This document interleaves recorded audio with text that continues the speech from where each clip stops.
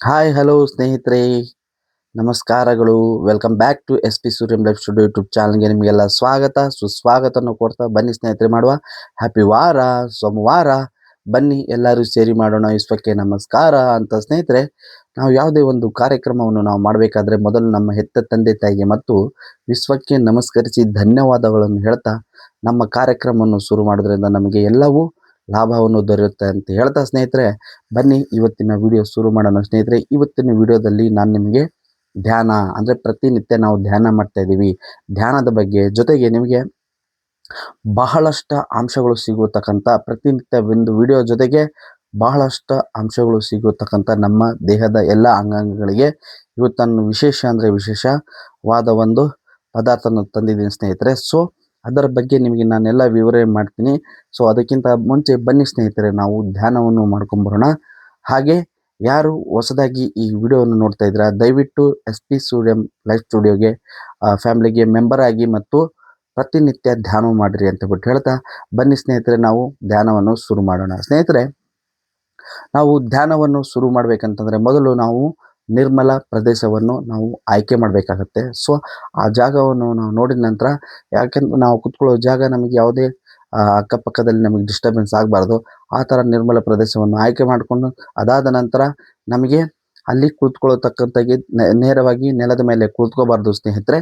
ಒಂದು ಯೋಗ ಮ್ಯಾಟ್ ಆಗಲಿ ಅಥವಾ ವಸ್ತ್ರ ಆಗಿ ಚಾಪೆ ಆಗಲಿ ನೀಟಾಗಿ ಹಾಕ್ಕೊಂಡು ಅದರ ಮೇಲೆ ಕೂತ್ಕೊಂಡು ನಾವು ಧ್ಯಾನವನ್ನು ಮಾಡೋದು ಬಹಳ ಉತ್ತಮ ಸ್ನೇಹಿತರೆ. ಯಾಕೆ ನೆಲದ ಮೇಲೆ ಡೈರೆಕ್ಟಾಗಿ ಕೂತ್ಕೋಬಾರ್ದು ಅಂದರೆ ಸ್ನೇಹಿತರೆ, ಅಲ್ಲಿ ಸಕಾರಾತ್ಮಕ ಮತ್ತು ನಕಾರಾತ್ಮಕ ಶಕ್ತಿಗಳು ಇರ್ತವೆ ಸ್ನೇಹಿತರೆ. ಅಂದರೆ ನೆಗೆಟಿವ್ ಪಾಸಿಟಿವ್ ಎನರ್ಜಿಗಳು ಇರ್ತವೆ. ಸೊ ನಾವು ಯಾವುದೇ ಕಾರಣಕ್ಕೂ ನಾವು ನೆಲದ ಮೇಲೆ ಕೂತ್ಕೋಬಾರ್ದು. ನಾವು ಅದರ ನೆಲದ ಮೇಲೆ ಕೂತ್ಕೊಂಡು ಧ್ಯಾನ ಮಾಡಿದ್ರೆ ಧ್ಯಾನ ವ್ಯರ್ಥ ಆಗುತ್ತೆ ಮತ್ತು ನೆಗೆಟಿವ್ ಎನರ್ಜಿನೇ ಬರುತ್ತೆ ಸ್ನೇಹಿತರೆ. ಸೊ ನಿಮಗೆ ಪಾಸಿಟಿವ್ ಎನರ್ಜಿ ಬೇಕಂತಂದರೆ ನೀವು ಯಾವುದಾದ್ರೂ ಒಂದು ವಸ್ತ್ರ ಆಗಲಿ, ಯೋಗ ಮ್ಯಾಟ್ ಆಗಲಿ ಅಥವಾ ಚಾಪೆ ಆಗಲಿ ಅದರ ಮೇಲೆ ಕುಳಿತುಕೊಂಡು ಆರಾಮದಾಯಕವಾಗಿ ನೀವು ಧ್ಯಾನ ಮಾಡೋದ್ರಿಂದ 100% ಲಾಭದಾಯಕವನ್ನು ನೀವು ಪಡೆದುಕೊಳ್ಳಬಹುದು ಸ್ನೇಹಿತರೆ. ಅದಾದ ನಂತರ ಮೊದಲನೇದಾಗಿ ನಾವೇನು ಮಾಡಬೇಕಂತಂದರೆ ಸ್ನೇಹಿತರೆ, ನೋಡಿ, ಈ ಆಸನಗಳು ಅಂದರೆ ಧವತಿ ಆಸನ ಅಂತಿದೆ, ಸುಖಾಸನ ಅಂತಿದೆ. ಸೊ ನಿಮಗೆ ಯಾವ ಥರ ಕಂಫರ್ಟ್ ಅನಿಸುತ್ತೋ ಮತ್ತು ಮೊಣಕಾಲು ಕಾಲು ನೋವಿರೋರು ನೀವು ಆರಾಮದಾಯಕವಾಗಿ ಚೇರ್ ಮೇಲೆ ಕೂತ್ಕೊಂಡು ಮಾಡ್ಬೋದು ಸ್ನೇಹಿತರೆ. ಮತ್ತು ಸೊಂಟವನ್ನು ನೇರವಾಗಿ ಮಾಡ್ಕೋಬೇಕಾಗುತ್ತೆ ಧ್ಯಾನದಲ್ಲಿ ಕೂತ್ಕೊಳ್ಳುವಾಗ. 15ರಿಂದ 30 ನಿಮಿಷ ನೀವು ಎಷ್ಟು ಸಮಯ ಮಾಡ್ತಾ ಇದ್ದೀರೋ, ಸೊ ಸೊಂಟವನ್ನು ನೇರವಾಗಿ ಆಗಲ್ಲ ಅಂದರೆ ನಿಮಗೆ ಒಂದು ತಲೆದಿಂಬಿನ ಸಹಾಯದಿಂದ ಸೊಂಟವನ್ನು ಆದಷ್ಟು ನೇರವಾಗಿ ಮಾಡಿಕೊಂಡು ನೀವು ಧ್ಯಾನವನ್ನು ಮಾಡ್ಬೋದು ಸ್ನೇಹಿತರೆ. ಯಾವುದೇ ಕಾರಣಕ್ಕೆ ನಿಮಗೆ ಕೈ ಕಾಲಾಗಲಿ ಸೊಂಟ ಆಗಲಿ ಮತ್ತೊಂದು ನಿಮಗೆ ಅಡಚಣೆ ಬರಲ್ಲ ಸ್ನೇಹಿತರೆ. ಮೊದಲು ನೀವು ಹೇಳಬೇಕಂತಂದರೆ, ಧ್ಯಾನ ಮಾಡುವಾಗ ನಿಮ್ಮ ಧ್ಯಾನ ಅಂದರೆ ನಿಮ್ಮ ಏನು ಗಮನ ಏನು ಹರಿಸಲ್ಲ, ಫೋಕಸ್ ಅಂತ ಹೇಳ್ಬಿಟ್ಟು ಏನು ಹೇಳ್ತೀವಲ್ಲ ಸ್ನೇಹಿತರೆ, ಆ ಫೋಕಸ್ ಅನ್ನೋದು ಬಹಳ ಇಂಪಾರ್ಟೆಂಟ್ ಆಗುತ್ತೆ. ಸೊ ಎಷ್ಟು ಗಮನವನ್ನು ಹರಿಸ್ತೀರಾ ಅಷ್ಟು ಮ್ಯಾಟ್ರ್ ಆಗುತ್ತೆ ಸ್ನೇಹಿತರೆ ಈ ಧ್ಯಾನದಲ್ಲಿ. ಸೊ ಬನ್ನಿ ಈಗ ನಾವು ಧ್ಯಾನವನ್ನು ಶುರು ಮಾಡೋಣ ಸ್ನೇಹಿತರೆ. ಧ್ಯಾನವನ್ನು ಶುರು ಮಾಡಬೇಕಂತಂದರೆ ನೋಡಿ, ಮೊದಲನೇದಾಗಿ ನಾವು ಆರಾಮದಾಯಕ ಕೂತ್ಕೋಬೇಕು ಮತ್ತು ಯಾವುದೇ ಕಾರಣಕ್ಕೂ ನಮ್ಮ ಮನಸ್ಸಿನ ಮೇಲೆ ಮತ್ತು ನಮ್ಮ ಮೆದುಳಿನ ಮೇಲೆ ಒತ್ತಡವನ್ನು ಇರಬಾರ್ದು ಸ್ನೇಹಿತರೆ. ಭಯ ಪಡಬಾರ್ದು, ಆತಂಕ ಪಡಬಾರ್ದು ಸ್ನೇಹಿತರೆ. ಮತ್ತು ಆರಾಮದಾಯಕವಾಗಿ ನಮ್ಮ ಮನಸ್ಸನ್ನು ಮತ್ತು ನಮ್ಮ ದೇಹವನ್ನು ಹಗರಗೊಳಿಸ್ಬೇಕು ಸ್ನೇಹಿತರೆ. ಸೊ ನೀವು ಯಾವಾಗ ನಿಮ್ಮ ಮನಸ್ಸು ಮತ್ತು ದೇಹವನ್ನು ಹಗರಗೊಳಿಸ್ತೀರೋ ಆವಾಗ ನೀವು ಧ್ಯಾನದಲ್ಲಿ ಕೂತರು ಧ್ಯಾನ ನಿಮಗೆ ಹತ್ತತ್ತೆ ಮತ್ತು ಅದರಿಂದ ಸಿಗೋ ಎಲ್ಲ ಲಾಭಗಳು ನಿಮಗೆ ಅನುಕೂಲವಾಗಿ ದೊರೆಯುತ್ತದೆ ಸ್ನೇಹಿತರೆ. ಸೊ ಬನ್ನಿ ಈಗ ನಾವು ಯಾವುದು ಭಯ ಬೇಡ, ಆತಂಕ ಬೇಡ, ನಾವು ಆರಾಮದಾಯಕವಾಗಿ ಮನಸ್ಸನ್ನು ಹಗರ ಮಾಡಿಕೊಂಡು ಧ್ಯಾನವನ್ನು ಶುರು ಮಾಡೋಣ ಸ್ನೇಹಿತರೆ. ಸೊ ಧ್ಯಾನದಲ್ಲಿ ನೋಡಿ, ಮೊದಲನೇದಾಗಿ ಇದು ಬಂದ್ಬಿಟ್ಟು ಚಿನ್ನಮುದ್ರಾಸನ, ಇದು ಬಂದ್ಬಿಟ್ಟು ಉಚ್ಚಾಸನ ಸ್ನೇಹಿತರೆ. ಸೊ ನಿಮಗೆ ಯಾವುದು ಕಂಫರ್ಟ್ ಆಗುತ್ತೋ ಅದರಲ್ಲಿ ನೀವು ಆರಾಮದಾಯಕವಾಗಿ ಕುಳಿತುಕೊಳ್ಳಬಹುದು ಸ್ನೇಹಿತರೆ. ನೋಡಿ, ಇದು ಕುಳಿತಾದ ನಂತರ ನಾವು ಧ್ಯಾನಕ್ಕಿಂತ ಮಾಡೋದು ಧ್ಯಾನದ ಫೌಂಡೇಶನ್ ಅಂತಲೇ ಕರೆಯಲ್ಪಟ್ಟಾದ ಓಂಕಾರ ಮತ್ತು ಭ್ರಾಮರಿಯನ್ನು ಮಾಡಬೇಕು ಸ್ನೇಹಿತರೆ. ಮೊದಲನೇದಾಗಿ ನಾವು ಓಂಕಾರವನ್ನು ಮಾಡೋಣ ಬನ್ನಿ ಸ್ನೇಹಿತರೆ. ಸೊಂಟವನ್ನು ನೇರವಾಗಿ ಇಟ್ಕೊಳ್ಳಿ ಮತ್ತು ನೋಡಿ,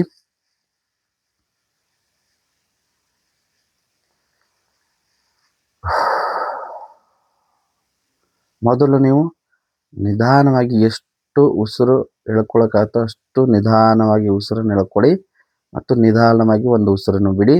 ಅದಾದ ನಂತರ ಸೊಂಟವನ್ನು ನೇರ ಮಾಡಿಕೊಂಡು ಆಸನದಲ್ಲಿ ಕುಳಿತುಕೊಂಡು ಓಂಕಾರವನ್ನು ಮಾಡಿ ಸ್ನೇಹಿತರೆ. ನಿಧಾನವಾಗಿ ಉಸಿರನ್ನು ಎಷ್ಟಾಗುತ್ತೋ ಅಷ್ಟು ನಿಧಾನವಾಗಿ ಉಸಿರು ತಗೊಂಡು ಓಂ ಅಂತ ಬಿಟ್ಟು ಹೇಳತಕ್ಕಂಥದ್ದು ನೋಡಿ ಸ್ನೇಹಿತರೆ.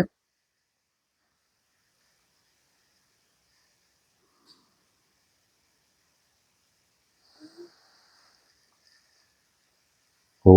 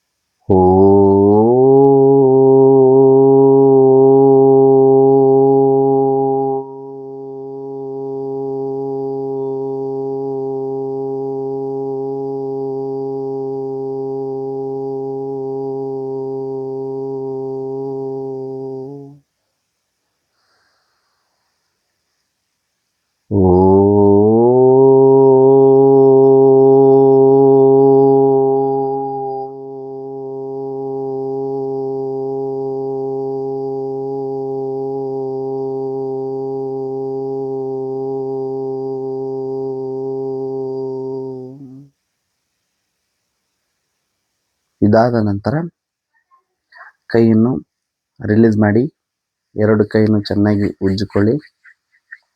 ಕಣ್ಣನ್ನು ರೆಪ್ಪೆಯನ್ನು ಒರೆಸಿ ಮತ್ತು ಆರಾಮದಾಯಕವಾಗಿ ಕಣ್ಣನ್ನು ತೆರೆಯಿರಿ ಸ್ನೇಹಿತರೆ. ಇದು ಬಂದ್ಬಿಟ್ಟು ಓಂಕಾರ ಸ್ನೇಹಿತರೆ. ಧ್ಯಾನದ ಫೌಂಡೇಶನ್ ಅಂದರೆ ಧ್ಯಾನದ ಬುನಾದಿ ಅಂತಾನೆ ಹೇಳ್ಬೋದು ಸ್ನೇಹಿತರೆ.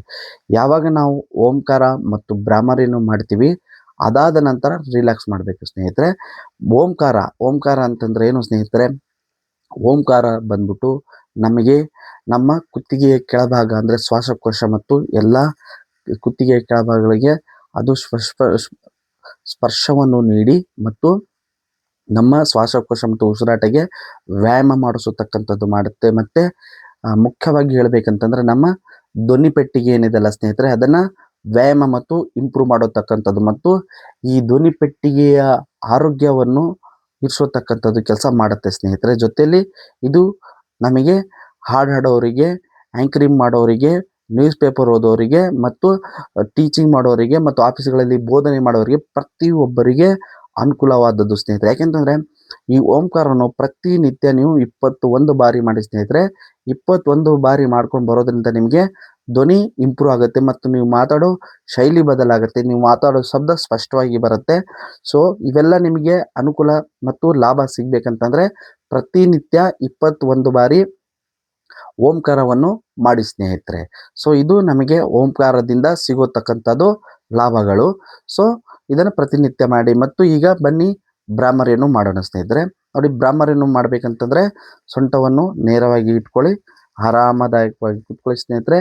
ಯಾವುದೇ ಕಾರಣಕ್ಕೂ ಧ್ಯಾನ ಮಾಡಬೇಕಂತಂದರೆ ಒತ್ತಡ, ಆತಂಕ, ಭಯ ಬೀಳಬಾರ್ದು ಮತ್ತು ಮನಸ್ಸನ್ನು ಹಗುರವಾಗಿ ಇರಿಸ್ಬೇಕು ಸ್ನೇಹಿತರೆ.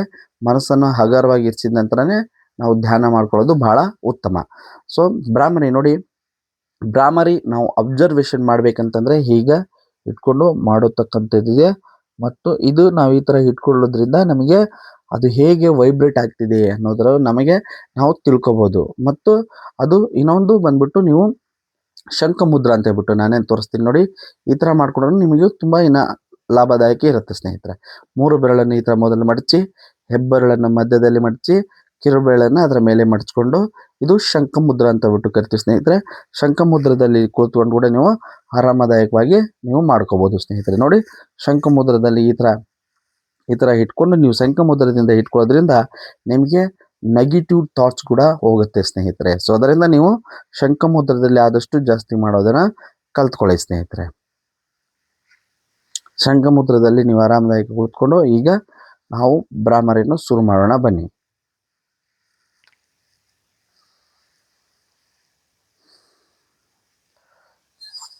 ನಿಮಗೆ ಎಷ್ಟು ಉಸಿರಾಡೋಕ್ಕಾಗತ್ತೋ ಅಷ್ಟು ನಿಧಾನವಾಗಿ ಉಸಿರನ್ನ ತಗೊಂಡು ಭ್ರಾಮರಿಯನ್ನು ಮಾಡೋದನ್ನು ಮಾಡಿ ಸ್ನೇಹಿತರೆ.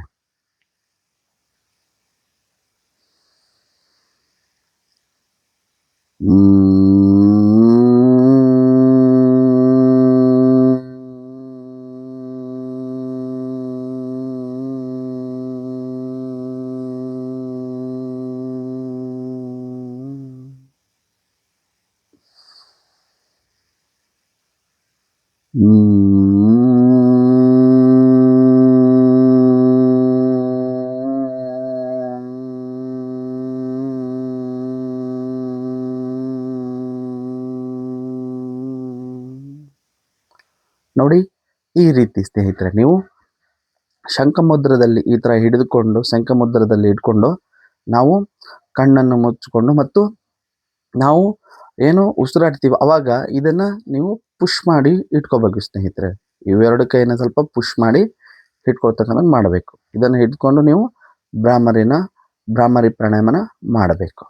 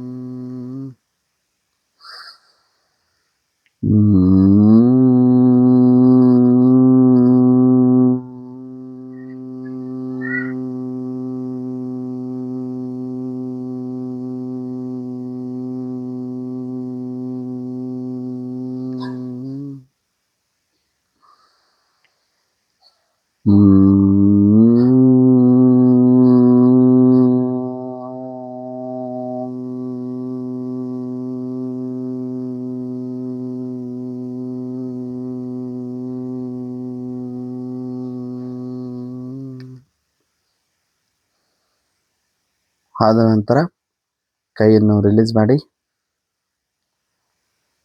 ಮತ್ತು ಎರಡು ಕೈಯನ್ನು ಚೆನ್ನಾಗಿ ಉಜ್ಜಿಕೊಂಡು ಕಣ್ಣಿನ ರೆಪ್ಪೆಯನ್ನು ಒರೆಸಿ ಆರಾಮದಾಯಕವಾಗಿ ಕಣ್ಣನ್ನು ತೆರೆಯಿರಿ ಸ್ನೇಹಿತರೆ. ಸೊ ಇದು ಬಂದ್ಬಿಟ್ಟು ಭ್ರಾಮರಿ ಪ್ರಾಣಾಯಾಮ ಸ್ನೇಹಿತರೆ. ಭ್ರಾಮರಿ ಪ್ರಾಣಾಯಾಮದಿಂದ ನಮಗೆ ಸಿಗುವ ಲಾಭಗಳು ಅಂತಂದರೆ ಬಹಳ ಇದಾವೆ ಸ್ನೇಹಿತರೆ.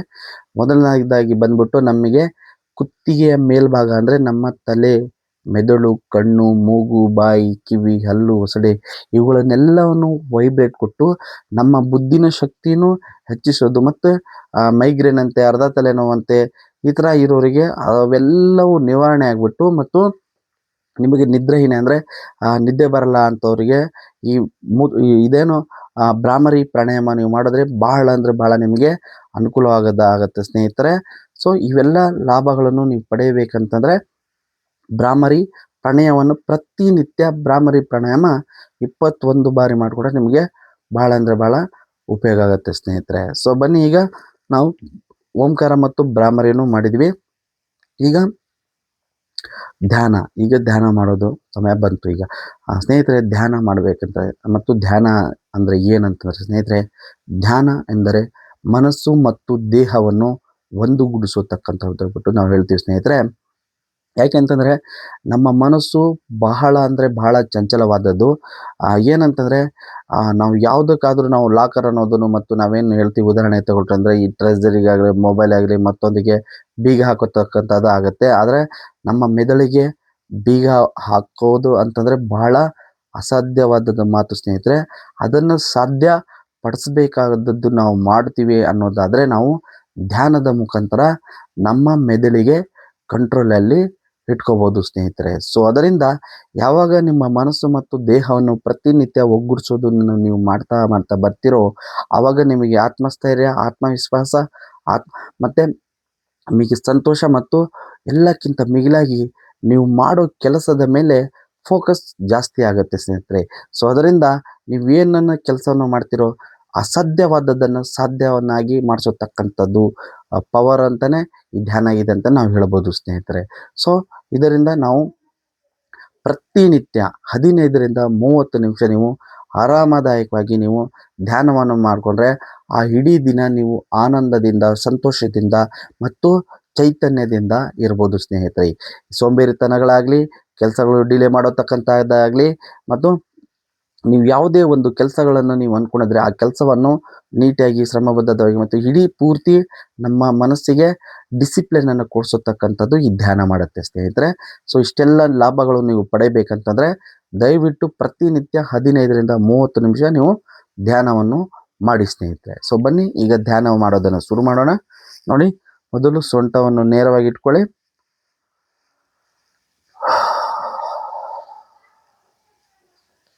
ಆಮೇಲೆ ಪ್ರತಿ ಬಾರಿ ನಾನು ನಿಮಗೆ ಹೇಳ್ತಾ ಇರ್ತೀನಿ, ಯಾವುದೇ ನೀವು ಖುಷಿಯನ್ನು ಮತ್ತು ಆನಂದವನ್ನು ನೀವು ಪಡೆಯಬೇಕಾದಂದರೆ ಮೊದಲು ಎಷ್ಟು ಬ್ರೀದ್ ಇನ್ ಮಾಡ್ತಿರೋ ಬ್ರೀದ್ ಇನ್ ಮಾಡಿ, ಮತ್ತು ಎಷ್ಟು ಬ್ರೀದ್ ಔಟ್ ಮಾಡ್ತಿರೋ ಬ್ರೀದ್ ಔಟ್ ಮಾಡಿ.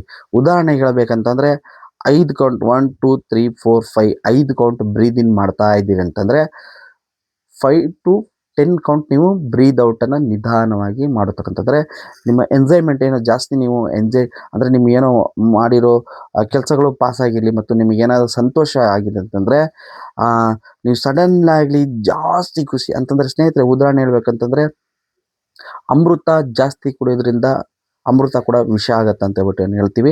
ಅದೇ ಥರ ನಮ್ಮ ಎಂಜಾಯ್ಮೆಂಟ್ ಏನಿದೆ, ನಾವು ಜಾಸ್ತಿ ಖುಷಿ ಪಡ್ತಾ ಇದ್ದೀವಿ, ನಮಗೇನೋ ಸಿಕ್ಕಿದೆ, ನಮ್ಮದೇನೋ ಒಂದು ಕೆಲಸ ಪಾಸ್ ಆಗಿದೆ ಅಂತ ಹೇಳ್ಬಿಟ್ಟು ಅದು ಖುಷಿಯಲ್ಲಿ ಪಡ್ತೀವಿ. ಯಾವುದೇ ವಿಚಾರದಲ್ಲಿ ನೀವು ಖುಷಿ ಪಡುವಾಗ ನಿಮಗೆ ನಿಮ್ಮ ಖುಷಿಯ ಮೇಲೆ ಹಿಡಿತಾ ಇರಬೇಕು, ಅದರ ಮೇಲೆ ಗಮನ ಇರಬೇಕು ಸ್ನೇಹಿತರೆ. ಯಾವಾಗ ನೀವು ಈ ಗಮನವನ್ನು ಅರಿಯದೆ ನೀವು ಲಿಮಿಟ್ ದಾಟ್ ಮಾಡ್ತೀರೋ ಆವಾಗೇ ನಿಮಗೆ ಕಾರ್ಡಿಯೋ ಅಟ್ಯಾಕ್ ಆಗತಕ್ಕಂಥದ್ದು ಆಗುತ್ತೆ ಸ್ನೇಹಿತರೆ. ಜಾಸ್ತಿ ಖುಷಿ ಪಡೋದ್ರಲ್ಲಿ ಕೆಲವರಿಗೆ ಹಾರ್ಟ್ ಅಟ್ಯಾಕ್ ಆಗೋದು ಕೂಡ ನಾವು ಈ ದಿನದಲ್ಲಿ ಭಾಳ ನೋಡ್ತಾ ಇದ್ದೀವಿ. ಸೊ ಅದರಿಂದ ನೀವು ಆ ಸಮಯದಲ್ಲಿ ಖುಷಿ ಆಗ್ತಿದೆ ಅಂದರೆ ಮೊದಲು ನೀವು ಆ ಖುಷಿ ಜೊತೆಗೆ ನಿಧಾನವಾಗಿ ಎಷ್ಟಾಗುತ್ತೋ ಅಷ್ಟು ಬ್ರೀದ್ ಇನ್ ಮಾಡಿಬಿಟ್ಟು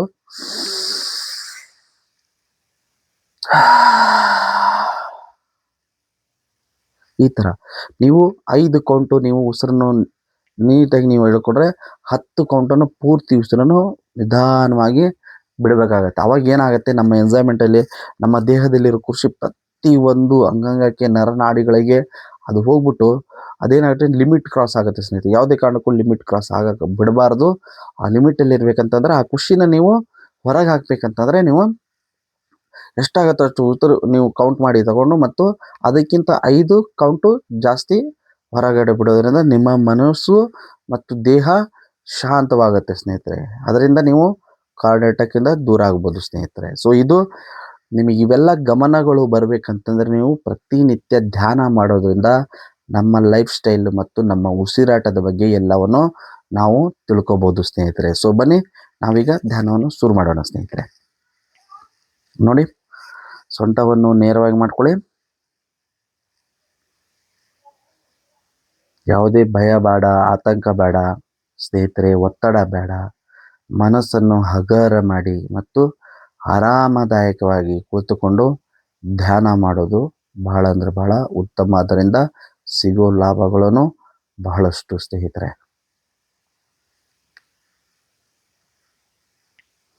ನೀವು ಸೊಂಟವನ್ನು ನೇರ ಮಾಡಿ ಧ್ಯಾನದಲ್ಲಿ ಕುಳಿತುಕೊಳ್ಳುವಾಗ ಸ್ನೇಹಿತರೆ ಕಣ್ಣನ್ನು ಮುಚ್ಚಬೇಕು. ಕಣ್ಣನ್ನು ಮುಚ್ಚಿದ ತಕ್ಷಣ ನೋಡಿ ಸ್ನೇಹಿತರೆ, ಯೋಚನೆಗಳು ಬರೋಕ್ಕೆ ಶುರುವಾಗ್ತವೆ. ಸೊ ಆ ಯೋಚನೆಗಳಿಗೆ ನಾವು ಯಾವುದೇ ಕಾರಣಕ್ಕೂ ಉತ್ತರವನ್ನು ನೀಡಬಾರದು. ನಮ್ಮ ಮನಸ್ಸಿಗೆ ಹೇಳಬೇಕು, ನಾನು ಇಲ್ಲಿ ಕುಳಿತುಕೊಂಡಿದ್ದೀನಿ, ನಾನು ಧ್ಯಾನವನ್ನು ಮಾಡ್ತಾ ಇದ್ದೀನಿ. ಧ್ಯಾನದಿಂದ ನನಗೆ ಸಿಗುವ ಲಾಭಗಳೆಂದರೆ ಆತ್ಮಸ್ಥೈರ್ಯ, ಆತ್ಮವಿಶ್ವಾಸ, ಏಕಾಗ್ರತೆ, ಗಮನಿಸುವುದು, ಮೆಮೊರಿ ಪವರ್, ಇವೆಲ್ಲ ನಾನು ಪಡೀತಾ ಇದ್ದೇನೆ ಅಂತ ನಮ್ಮ ಮನಸ್ಸಿಗೆ ಹೇಳಿ ಧ್ಯಾನದಲ್ಲಿ ಕುಳಿತುಕೋಬೇಕು ಸ್ನೇಹಿತರೆ. ಈ ಥರ ಹೇಳಿಬಿಟ್ಟು ನಮ್ಮ ಮನಸ್ಸಿಗೆ ನಾವು ಮೊದಲನೇದಾಗಿ ಏನು ಮಾಡಬೇಕಂದ್ರೆ ಸ್ನೇಹಿತರೆ, ಅಡಿಯಿಂದ ಮುಡಿಯವರೆಗೆ ಅಂದರೆ ಕಾಲಿಂದ ತಲೆವರೆಗೂ ನಮ್ಮ ದೇಹದಲ್ಲಿರತಕ್ಕಂಥ ಎಲ್ಲ ಅಂಗಾಂಗಗಳನ್ನು ಒಮ್ಮೆ ನಾವು ಗುರುತಿಸ್ಕೊಂಡು ಬರತಕ್ಕಂಥದ್ದು ಮಾಡಬೇಕು ಸ್ನೇಹಿತರೆ. ನೋಡಿ, ನಮ್ಮ ತಲೆ ಕೂದಲು, ಹಣೆ, ಕಣ್ಣು, ಕಣ್ಣು ರೆಪ್ಪೆ, ಮೂಗು, ಬಾಯಿ, ಹಲ್ಲು, ಒಸಡೆ, ಈ ಥರ ಕುತ್ತಿಗೆ, ಈ ಥರ ಭುಜ, ಕೈ, ಅಂಗೈ, ಕೈ ಬೆರಳುಗಳು, ಸೊಂಟ, ಬೆನ್ನು, ಎದೆ, ಹೊಟ್ಟೆ ಭಾಗ ಮತ್ತು ಈ ಥರ ಎಲ್ಲ ಭಾಗಗಳನ್ನು ನಾವು ನಿಧಾನವಾಗಿ ಒಂದೊಂದಾಗಿ ಗುರುತಿಸ್ಕೊಂಡು ಬರಬೇಕು ಸ್ನೇಹಿತರೆ. ಇದರಿಂದ ಪ್ರತಿನಿತ್ಯ ನಮ್ಮ ದೇಹದಲ್ಲಿರೋ ಅಂಗಾಂಗಗಳನ್ನು ನಾವು ಒಮ್ಮೆ ಗುರುತಿಸ್ತಾ ಬರ್ತಾ ಇದ್ದರೆ ಸ್ನೇಹಿತರೆ, ಅವುಗಳಲ್ಲಿರೋ ಏನಾದರೂ ಕಾಯಿಲೆಗಳು, ತೊಂದರೆಗಳು ಇದೆ ಅಂದರೆ ನಿವಾರಣೆ ಮಾಡತಕ್ಕಂಥ ಶಕ್ತಿ ಧ್ಯಾನಗಿದೆ ಸ್ನೇಹಿತರೆ. ಮತ್ತು ಆ ಏನು ನೋವಿದೆ ಅದನ್ನು ನೀವು ಅರಿಯಲಿಕ್ಕೆ ಸಹಾಯ ಮಾಡುತ್ತೆ ಸ್ನೇಹಿತರೆ. ಸೊ ಅದಾಗಿ ಪ್ರತಿನಿತ್ಯ ನಮ್ಮ ದೇಹದಲ್ಲಿರೋ ಅಂಗಾಂಗಗಳನ್ನು ಧ್ಯಾನದಲ್ಲಿ ಕೂತುವಾಗ ಮೊದಲು ಅದನ್ನು ಗುರುತಿಸ್ಬೇಕು ಸ್ನೇಹಿತರೆ.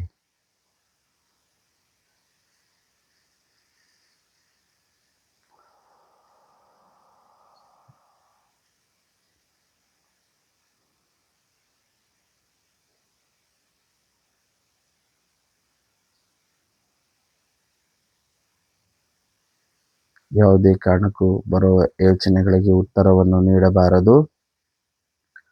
ಆರಾಮದಾಯಕವಾಗಿ ಕುಳಿತುಕೊಳ್ಳಿ.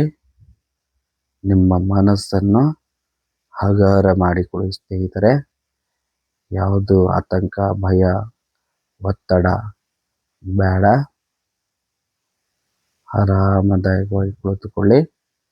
ನಿಮ್ಮ ದೇಹದಲ್ಲಿರೋ ಎಲ್ಲ ಅಂಗಾಂಗಗಳನ್ನು ನಿಧಾನವಾಗಿ ಗುರುತಿಸ್ಕೊಂಡು ಬನ್ನಿ ಸ್ನೇಹಿತರೆ.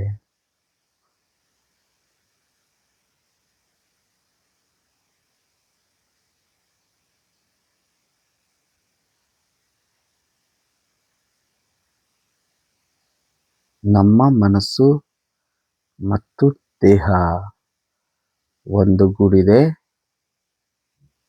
ಪ್ರತಿನಿತ್ಯ ಈ ಥರ ನಾವು ಮಾಡೋದರಿಂದ ನೆನಪಿನ ಶಕ್ತಿ, ಆತ್ಮಸ್ಥೈರ್ಯ, ಆತ್ಮವಿಶ್ವಾಸ, ಏಕಾಗ್ರತೆ,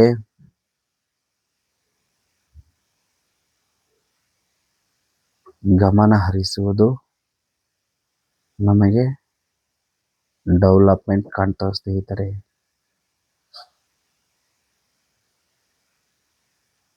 ನೋಡಿ, ಈಗ ನಮ್ಮ ದೇಹದಲ್ಲಿರೋ ಎಲ್ಲ ಅಂಗಾಂಗಗಳನ್ನು ನಾವು ಗುರುತಿಸ್ಕೊಂಡು ಬರುವಾಗ ನಮ್ಮ ಸೊಂಟ ಕೆಳಗಡೆ ಬಗ್ಗಿರುತ್ತೆ. ಸೊಂಟವನ್ನು ನೇರವಾಗಿ ಮಾಡ್ಕೊಳ್ಳಿ ಮತ್ತು ನಿಧಾನವಾಗಿ ನೋಡಿ, ನಮ್ಮ ಮೂಗು ಉಸಿರಾಡ್ತಾ ಇದೆ ಸ್ನೇಹಿತರೆ. ಈಗ ನಮ್ಮ ಮೂಗಿನ ಉಸಿರಾಟದ ಮೇಲೆ ಗಮನವನ್ನು ಇರಿಸಬೇಕು. ಜೊತೆಗೆ ನಮ್ಮ ದೇಹದಲ್ಲಿ ಯಾವ ಅಂಗಾಂಗಕ್ಕೆ ಆರೋಗ್ಯದ ತೊಂದರೆ ಇದೆಯೋ ಆ ಅಂಗಾಂಗವನ್ನು ನೆನಪಲ್ಲಿಟ್ಟುಕೊಂಡು ನಿಧಾನವಾಗಿ ಮೂಗಿಂದ ಉಸಿರಾಟ ಆಡೋದನ್ನು ಮಾಡಿ ಸ್ನೇಹಿತರೆ.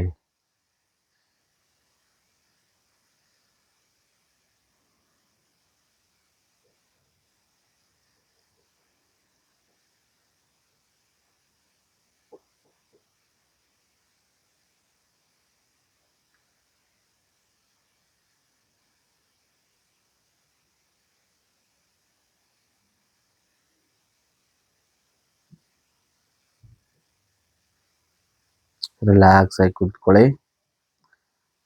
ಯಾವುದೇ ಕಾರಣಕ್ಕೂ ಕಣ್ಣನ್ನು ತೆರೆಯಬಾರದು. ಯೋಚನೆಗಳು ಬರ್ತಾ ಇರ್ತವೆ, ಯೋಚನೆಗೆ ಉತ್ತರವನ್ನು ನೀಡಬಾರದು. ಆರಾಮದಾಯಕವಾಗಿ ಕುಳಿತುಕೋಬೇಕು ಸ್ನೇಹಿತರೆ.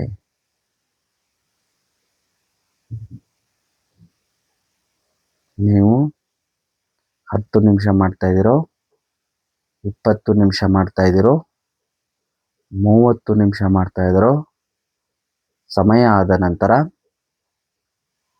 ಕೈಯನ್ನು ರಿಲೀಸ್ ಮಾಡಿ ಮತ್ತು 2 ಕೈಯನ್ನು ಚೆನ್ನಾಗಿ ಉಜ್ಜಿಕೊಂಡು ನಿಮ್ಮ ಕಣ್ಣಿನ ರೆಪ್ಪೆಯನ್ನು ಒರೆಸಿ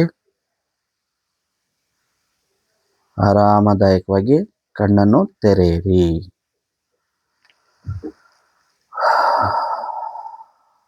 ನೋಡಿ ಸ್ನೇಹಿತರೆ, ಎಷ್ಟು ಖುಷಿ ಮತ್ತು ಮನಸ್ಸಿಗೆ ನೆಮ್ಮದಿ. ಸೊ ಪ್ರತಿನಿತ್ಯ ಮತ್ತು ನಮಗೆ ಹೊಸ ಚೈತನ್ಯ ಅಂದರೆ ಹೊಸ ಯೋಚನೆಗಳು ಇವೆಲ್ಲವೂ ಬರ್ತವೆ ಸ್ನೇಹಿತರೆ. ಇದನ್ನು ಪ್ರತಿನಿತ್ಯ ನೀವು 15ರಿಂದ 30 ನಿಮಿಷ ಮಾಡಿ ಮತ್ತು ನೀವು ಇದನ್ನು ಅನುಭವಿಸಿ ಸ್ನೇಹಿತರೆ. ನಿಮಗೆ ಖುಷಿ ಅನಿಸಿದೆ, ನೆಮ್ಮದಿ ಅನಿಸಿದೆ ಅಂದರೆ ಇಡೀ ನಿಮ್ಮ ಫ್ಯಾಮಿಲಿಗೆ, ಚಿಕ್ಕ ಮಕ್ಕಳಿದೆ ಅಂದರೆ 8ರಿಂದ 10 ವರ್ಷದ ಮೇಲ್ಪಟ್ಟ ಮಕ್ಕಳಿಗೆ ಇವತ್ತಿಂದನೇ ಧ್ಯಾನವನ್ನು ಅಭ್ಯಾಸ ಮಾಡಿಸೋದು ಮಾಡಿ ಸ್ನೇಹಿತರೆ.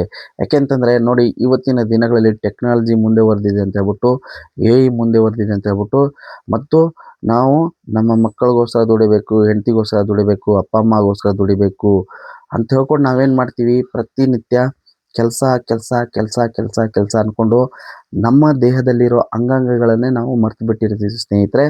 ಮತ್ತು ನಮ್ಮ ಆರೋಗ್ಯದ ಬಗ್ಗೆನೇ ನಾವು ಮರೆಯೋದು ಜಾಸ್ತಿ ಮಾಡ್ತಾ ಇದ್ದೀವಿ ಸ್ನೇಹಿತರೆ. ಅದರಿಂದ ನಮಗೇನು ಸ್ಟ್ರೆಸ್ ಅಂತ ಏನಾಗ್ಬಿಡುತ್ತೆ.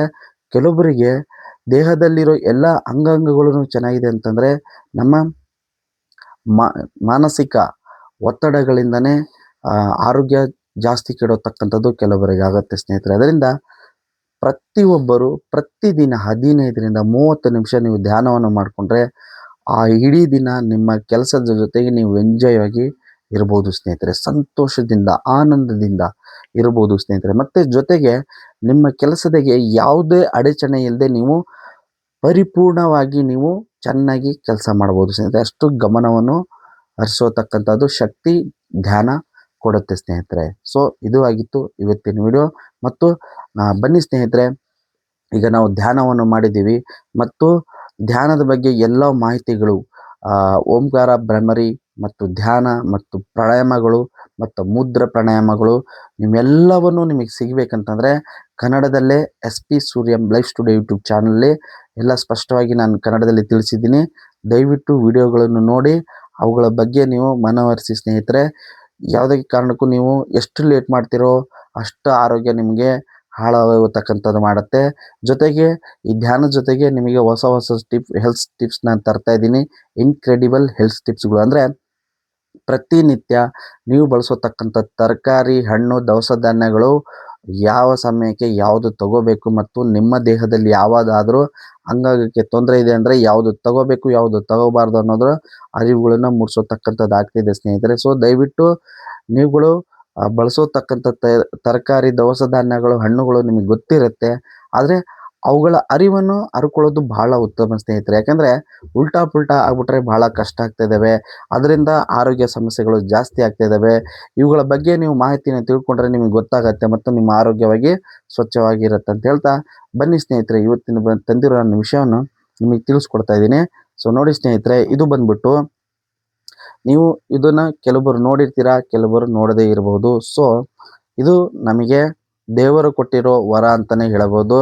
ಜೊತೆಗೆ ಇದು ಬಂದ್ಬಿಟ್ಟು ನಿಮಗೆ ಬಹಳ ಅಂದರೆ ಬಹಳ ಮುಖ್ಯವಾಗಿ ಹೇಳಬೇಕಂತಂದರೆ ಸ್ನೇಹಿತರೆ, ಇದಕ್ಕೆ ನಾವು ಆ, ಈ ಈ ಕಾಯಿ ನಮಗೆ ಸಿಗ್ಬೇಕಂದ್ರೆ ಇದ್ರ ನಾವು ಬೀಜ ಕೂಡ ಹಾಕಲ್ಲ, ಗೊಬ್ಬರ ಕೂಡ ಹಾಕಲ್ಲ, ರಾಸಾಯನಿಕ ಕೂಡ ಹೊಡೆಯಲ್ಲ, ಮತ್ತು ರೈತ ಕುಂಟಿ ಕೂರ್ಗಿ ಮತ್ತೊಂದು ಯಾವುದೇ ಬಿತ್ತನೆ ಮಾಡದೆ ಬರೋತಕ್ಕಂಥದ್ದು ಸ್ನೇಹಿತರೆ. ಇದರ ಹೆಸರು ಕರ್ಜಿಕಾಯಿ ಅಂತ ಹೇಳ್ಬಿಟ್ಟು ನಾವು ಕರಿತೀವಿ ಸ್ನೇಹಿತರೆ. ಸೊ ಇದು ಕರ್ಜಿಕಾಯಿ. ಸೊ ನೀವು ಇದನ್ನ ಕೆಲವರು ನೋಡಿರ್ಬೋದು, ಕೆಲವರು ನೋಡದೇ ಇರ್ಬೋದು. ಮೊಮೊರ್ಡಿಯಾ ಸೈಂಬಲೇರಿಯಾ ಅಂತ ಹೇಳ್ಬಿಟ್ಟು ಇಂಗ್ಲೀಷಲ್ಲಿ ಇದನ್ನ ಕರೀತಾರೆ. ಮೊಮೊರ್ಡಿಯಾ ಸೈಂಬಲೇರಿಯಾ ಅಂತ ಹೇಳ್ಬಿಟ್ಟು ಇಂಗ್ಲೀಷಲ್ಲಿ ಕರೀತಾರೆ ಇದನ್ನ. ನಾವು ಕನ್ನಡದಲ್ಲಿ ಇದನ್ನ ಕರ್ಜಿಕಾಯಿ ಅಂತ ಹೇಳ್ಬಿಟ್ಟು ಹೇಳ್ತೀವಿ ಸ್ನೇಹಿತರೆ. ಸೊ ಇದು ಕೆಲವೊಂದು ಭಾಗದಲ್ಲಿ ಗೊತ್ತಿರುತ್ತೆ, ಕೆಲವೊಂದು ಭಾಗದಲ್ಲಿ ಗೊತ್ತಿರಲ್ಲ. ಸೊ ಇದು ನಮಗೆ ದೇವರು ಕೊಟ್ಟಿರೋ ವರ ಅಂತಾನೆ ನಾನು ನಿಮ್ಗೆ ಯಾಕೆ ಹೇಳಿದೆ ಅಂತಂದ್ರೆ ಸ್ನೇಹಿತರೆ, ಇದಕ್ಕೆ ಯಾವುದೇ ಕಾರಣಕ್ಕೂ ರಾಸಾಯನಿಕ ಆಗಲಿ ಮತ್ತು ಗೊಬ್ಬರಗಳಾಗಲಿ ಏನೇ ಒಂದು ಹಾಕ್ದೇನೆ ನ್ಯಾಚುರಲ್ ಆಗಿ ನೈಸರ್ಗಿಕವಾಗಿ ಬೆಳೆಯತಕ್ಕಂಥದ್ದು ಸ್ನೇಹಿತರೆ. ಇದು ಬಂದು ನಮ್ಮ ಹೊಲಗಳಲ್ಲಿ ಮಳೆಗಾಲದಲ್ಲಿ ಶುರು ಆಗುತ್ತೆ ಸ್ನೇಹಿತರೆ. ಇದು ಬಳ್ಳಿ ಇದು ನಿಮಗೆ ನೋಡ್ಲಿಕ್ಕೆ ಹಾಗಲಕಾಯಿ ಇರುತ್ತಲ್ಲ ಸ್ನೇಹಿತರೆ, ಹಾಗಲಕಾಯಿ ರೂಪದಲ್ಲಿ ಇರುತ್ತೆ ಮತ್ತು ಚಿಕ್ಕದಾಗಿ ಇರುತ್ತೆ ಸ್ನೇಹಿತರೆ.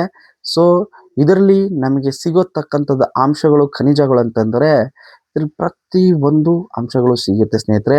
ನಾರಿನಾಂಶದಿಂದ ಹಿಡಿದು ವಿಟಮಿನ್ಸ್ ಹಿಡಿದು ಫೈಬರ್, ಕ್ಯಾಲ್ಸಿಯಂ, ಪೊಟ್ಯಾಷಿಯಂ, ಸೋಡಿಯಂ, ಈ ಥರ ಎಲ್ಲ ಖನಿಜಗಳು ಇದರಲ್ಲಿ ಇದಾವೆ ಸ್ನೇಹಿತರೆ. ಮತ್ತು ನಿಮಗೆ ಇದು ವರ್ಷಕ್ಕೊಮ್ಮೆ ಅಂದ್ರೆ ಇದು ಸೀಸನಲ್ ಆಗಿ ಬರುತ್ತೆ ಸ್ನೇಹಿತರೆ. ಇದನ್ನ ದಯವಿಟ್ಟು ನೀವು ಎಲ್ಲಿ ನೋಡ್ತೀರಾ ಈ ಮಳೆಗಾಲದಲ್ಲಿ ಬರೋತಕ್ಕಂಥದ್ರೆ ಪ್ರತಿಯೊಬ್ಬರು ಇದನ್ನ ತಿನ್ನಬಹುದು. ಆದರೆ ಕೆಲವರು ಯಾರು ತಿನ್ನಬಾರ್ದು ಅಂತಾರೆ, ಗರ್ಭಧಾರಣೆಯವರು ಮತ್ತು ಗರ್ಭಧಾರಣೆ ಮಾಡ್ತೀನಿ ಅನ್ನೋ ಪ್ಲಾನ್ ಇರೋರು ಮಾತ್ರ ಇದನ್ನ ತಿನ್ನಬಾರ್ದು. ಇದು ಯಾಕೆ ತಿನ್ನಬಾರ್ದು ಅಂತ ಮುಂಚೆ ಹೇಳ್ತೀನಿ. ಅದಕ್ಕಿಂತ ಮುಂಚೆ ನಾನು ನಿಮ್ಗೆ ಇದ್ರ ಬಗ್ಗೆ ವಿವರಿಸ್ತೀನಿ ಸ್ನೇಹಿತರೆ. ಇದರ ಎಲ್ಲ ಖನಿಜಗಳು ನಮಗೆ ಸಿಗೋದ್ರಿಂದ ನಿಮಗೆ ಯಾವ ಭಾಗದಲ್ಲಿ ನೀವು ತರಕಾರಿಗಳನ್ನು ತಗೋವಾಗ ಸೀಸನಲ್ಲಿ ಬರುತ್ತೆ, ದಯವಿಟ್ಟು ಇದನ್ನ ನೀವು ಎಲ್ಲರೂ ತಿನ್ನಬೇಕು. ಮತ್ತು ಇದನ್ನು ಯಾವ ಥರ ಪಲ್ಯ ಮಾಡಬೇಕು, ಇದು ವೆಜ್ ತಿನ್ನೋರು ತಿನ್ಬೋದು, ನಾನ್ ವೆಜ್ ತಿನ್ನೋರು ತಿನ್ಬೋದು. ಇದರ ಜೊತೆ ನಾನ್ ವೆಜ್ ಕೂಡ ಮಿಕ್ಸ್ ಮಾಡಿ ನೀವು ಇದನ್ನ ಪಲ್ಯ ಮಾಡತಕ್ಕಂಥದ್ದು ಕೆಲವೊಂದು ಪದ್ಧತಿ ಇದೆ. ಮತ್ತು ಇದನ್ನ ಹಾಗೇನೆ ವೆಜ್ ತಿನ್ನೋರು ಇದನ್ನ ಟೊಮೆಟೊ, ಈರುಳ್ಳಿ, ಮೆಣಸಿನಕಾಯಿ ಹಾಕಿ ಪಲ್ಯ ಮಾಡತಕ್ಕಂಥದ್ದು ರೂಢಿಯಲ್ಲಿದೆ ಸ್ನೇಹಿತರೆ. ಸೊ ಇದನ್ನ ಯಾರು ಬಳಸ್ತಾ ಇಲ್ಲೋ ಅವರು ದಯವಿಟ್ಟು ಇದನ್ನ ನೋಡಿ. ಇದು ನಿಮಗೆ ಸೀಸನಲ್ಲಿ ನಿಮಗೆ ತರಕಾರಿಗಳಲ್ಲಿ ಸಿಗುತ್ತೆ, ಮಾರ್ಕೆಟಲ್ಲಿ ಸಿಗುತ್ತೆ ಸ್ನೇಹಿತರೆ. ಈ ಸೀಸನಲ್ ಆಗಿ ಬರೋದನ್ನ ನೀವು ಇದನ್ನ ತಿಂದರೆ ಇದರ ಉಪಯೋಗ ಬಹಳ ಅಂದರೆ ಬಹಳ ಇರ್ತವೆ. ನಮ್ಮ ದೇಹದಲ್ಲಿರೋ ಎಲ್ಲ ಅಂಗಾಂಗಗಳಿಗೆ ಶಕ್ತಿ ಕೊಡತಕ್ಕಂಥದ್ದು ಮತ್ತು ಎಲ್ಲ ಅಂಗಾಂಗಗಳ ಆರೋಗ್ಯವನ್ನು ಇರಿಸತಕ್ಕಂಥದ್ದು ಶಕ್ತಿ ಈ ಕರ್ಜಿಕಾಯಿಗಿದೆ ಸ್ನೇಹಿತರೆ. ಮತ್ತು ವಿಶೇಷವಾಗಿ ನಿಮಗೆ ಹೇಳ್ಬೇಕಂತಂದ್ರೆ, ಒಳ್ಳೆಯದಾಗಿ ಹೇಳ್ಬೇಕಂತಂದ್ರೆ ಇದರ ಬಗ್ಗೆ ನಿಮಗೆ ಮೊದಲು ನಮ್ಮ ಹೊಟ್ಟೆಯ ಅಂಗಾಂಗ ಅಂದರೆ ಸ್ನೇಹಿತರೆ, ನಾನು ಪ್ರತಿ ಸತಿ ನಿಮಗೆ ಹೇಳ್ತಾ ಇರ್ತೀನಿ, ಯಾವಾಗ ನಮ್ಮ ಹೊಟ್ಟೆ ಶುಚಿಯಾಗಿರುತ್ತೋ ಅವಾಗ ನಮ್ಮ ತಲೆ ಕೂಡ ಶುಚಿಯಾಗಿರುತ್ತೆ. ನಮ್ಮ ಹೊಟ್ಟೆ ಎಷ್ಟು ಆರೋಗ್ಯ ಇರುತ್ತೋ ನಮ್ಮ ಮೆದುಳು ಕೂಡ ಅಷ್ಟೇ ಆರೋಗ್ಯವಿರುತ್ತೆ ಅಂತ ಹೇಳ್ತೀನಿ ಸ್ನೇಹಿತರೆ. ಇದು ಮೊದಲನೇದಾಗಿ ನಿಮಗೆ ಹೊಟ್ಟೆಯಲ್ಲಿರೋ ಎಲ್ಲ ಅಂಗಾಂಗಗಳಿಗೆ ಆರೋಗ್ಯವಾಗಿರಿಸತಕ್ಕಂಥ ಕೆಲಸ ಈ ಕರ್ಜಿಕಾಯಿ ಮಾಡುತ್ತೆ ಸ್ನೇಹಿತರೆ. ಇದು ಸ್ವಲ್ಪ ಕಹಿ ಅಂತಲೇ ಹೇಳ್ಬೋದು, ಹಾಗಲಕಾಯಿ ಥರ ಸ್ವಲ್ಪ ಕಹಿನೇ ಥರ ಇರ್ಬೋದು. ಸೊ ಇದನ್ನು ಸ್ವಲ್ಪ ನೀವು ಹುಣಸೆಹಣ್ಣು ಹುಳಿ ಥರ ಹಾಕಿದ್ರೆ ಹುಣಸೆಹಣ್ಣು ಹಾಕ್ಕೊಂಡು, ಇಲ್ಲ ಸ್ವಲ್ಪ ಬೆಲ್ಲ ಸೇರಿಸ್ಕೊಂಡು ಕೂಡ ನೀವು ಪಲ್ಯ ಮಾಡಿಕೊಂಡು ತಿನ್ಬೋದು ಸ್ನೇಹಿತರೆ. ಜೊತೆಗೆ ನಾನು ಹೇಳೋ ಥರ ಹೊಟ್ಟೆ ಭಾಗ ಎಲ್ಲ ಸ್ವಚ್ಛ ಮಾಡಿ ನಿಮಗೆ ಕಿಡ್ನಿ ಸ್ಟೋನ್ ಏನಂತ ಹೇಳ್ತೀವಿ, ಈ ಹೊಟ್ಟೆ ಭಾಗನ ಆರೋಗ್ಯ ಜೊತೆಗೆ ಕಿಡ್ನಿ ಸ್ಟೋನ್ಗೆ ರಾಮಬಾಣನೆ ಅಂತ ನಾವು ಹೇಳ್ಬೋದು ಸ್ನೇಹಿತರೆ. ಅದರಿಂದ ಇದು ನಿಮಗೆ ಇಡೀ ವರ್ಷ ಸಿಗಲ್ಲ, ವರ್ಷಕ್ಕೊಮ್ಮೆ ಇದು ಸೀಸನ್ ಆಗಿ ಯಾವಾಗ ಮಳೆ ಶುರು ಆಗುತ್ತೆ ಅವಾಗ ಇದು ನಿಮಗೆ ಸಿಗೋತಕ್ಕಂಥದ್ದು ಆಗುತ್ತೆ ಸ್ನೇಹಿತರೆ. ಸೊ ದಯವಿಟ್ಟು ಇದನ್ನ ನೀವು ಇದು ಯಾರು ಗೊತ್ತಿದೆ ಅದರ ಬಳಸಿ, ಯಾರು ಗೊತ್ತಿರೋ ದಯವಿಟ್ಟು ನೋಡಿ. ಇದು ಸಿಕ್ಕಿದೆ ಅಂತಂದ್ರೆ ಈ ತರಕಾರಿಯನ್ನು ಬಿಡಬೇಡಿ. ಯಾಕೆಂತಂದ್ರೆ ಇದು ದೇವರು ಕೊಟ್ಟಿರೋ ನಮಗೆ ಅಮೃತಾನೆ ಅಂತ ಹೇಳ್ಬೋದು ಸ್ನೇಹಿತರೆ.